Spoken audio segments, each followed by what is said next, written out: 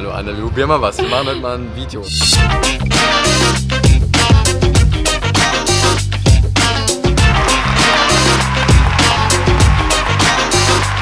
Moin Moin und hallo liebe Freunde zu einer weiteren Ausgabe der Serienjunkies on Tour. Ihr hört zum Hintergrund passende Musik. Wir sind im wunderschönen Hamburg bei dem Kongresszentrum, wo heute niemand Geringeres als George R. R. Martin zu Gast ist. Wir sind gespannt. Wir gucken gleich mal, was hier abgeht.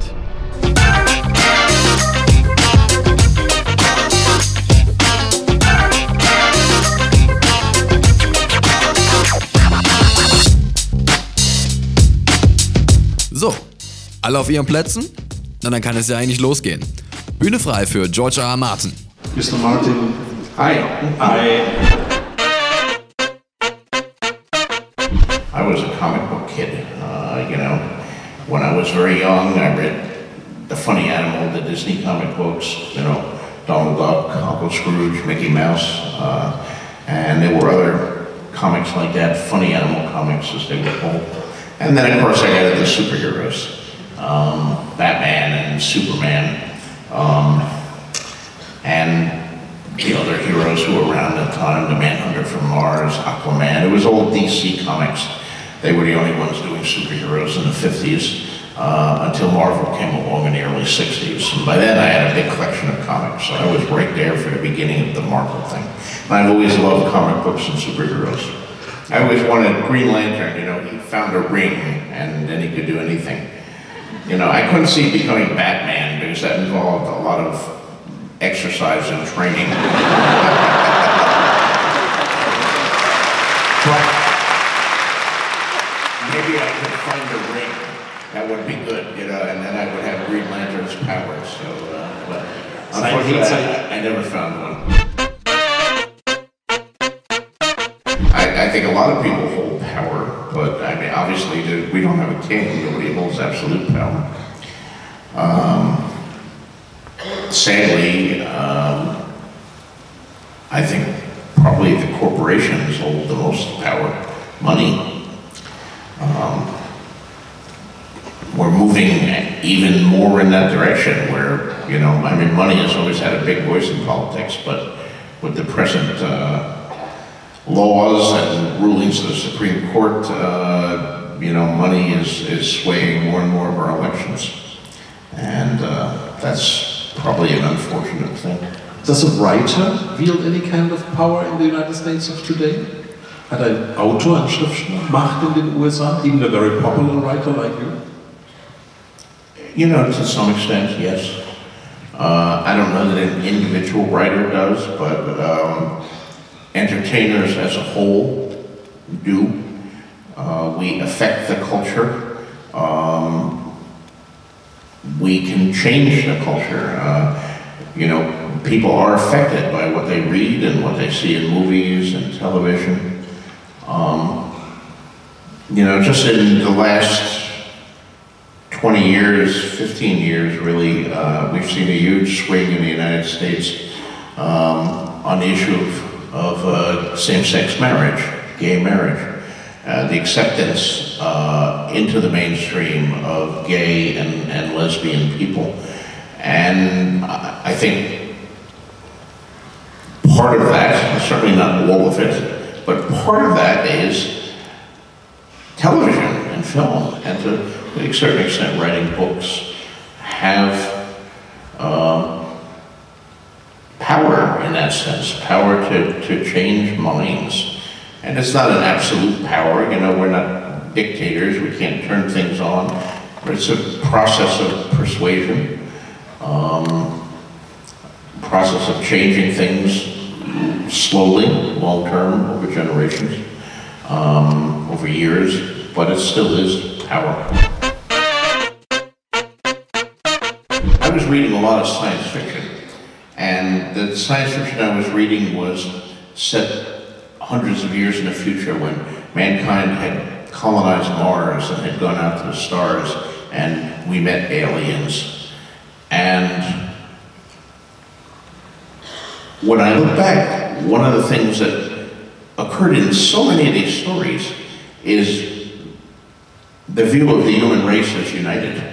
There weren't Americans and Germans and Africans and British people. We were Earthmen. We were Earthmen going out to the stars and meeting aliens.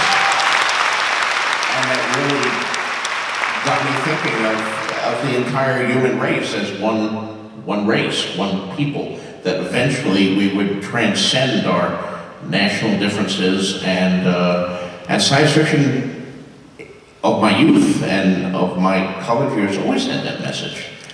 It was always progressive in that sense, Star Trek in the 60s, the first Star Trek, revolutionary. They had a Russian on the bridge. At the height of the Cold War, there was a Russian sitting there with the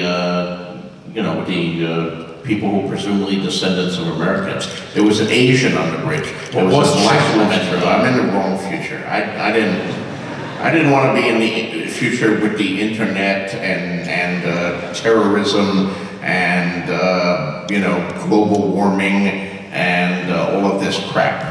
I wanted the future with the colony on Mars and jetpacks and the flying cars.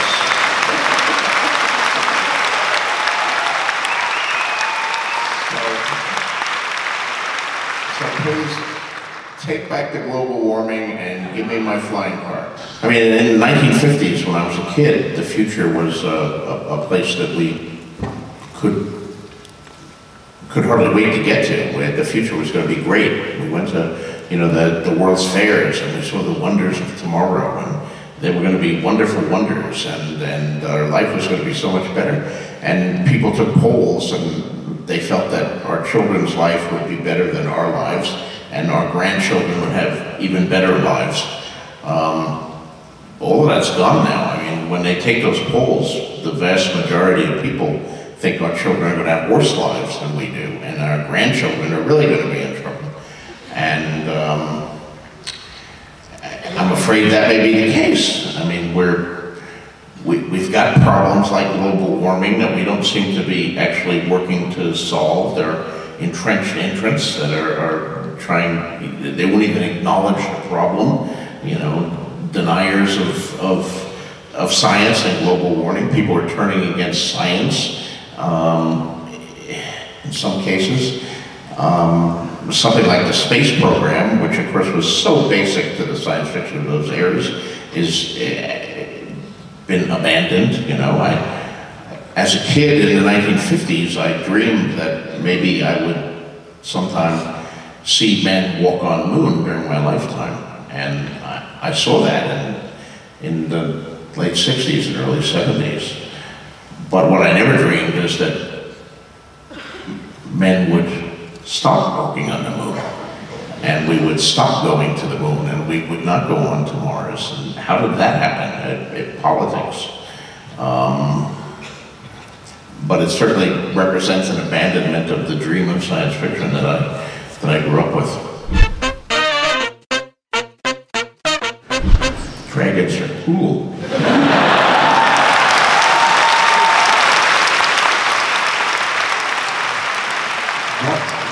Dragons cool. Warum sind Drachen cool?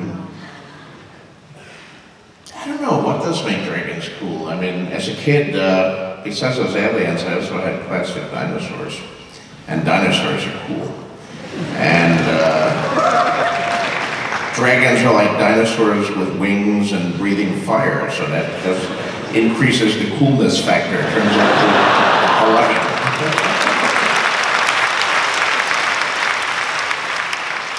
And it's interesting that so many different cultures on Earth have legends of dragons. Even Chinese dragons, of course, are very different than Western dragons, but still there are certain similarities too. So I sometimes wonder if dragons they don't derive from dinosaurs in some sense. Maybe our ancestors came across dinosaur bones in the fields and thought there must have been dragons and invented these legends about them.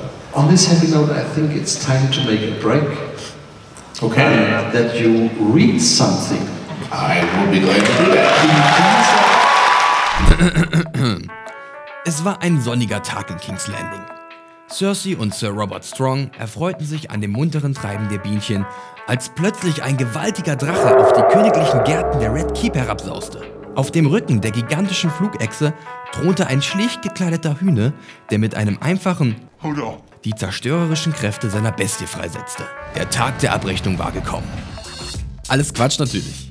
George R. R. Martin gab ein Kapitel aus seinem neuesten Buch The Winds of Winter preis.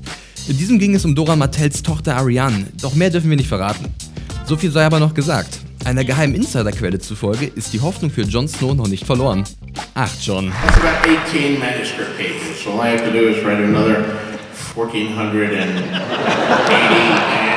have a book.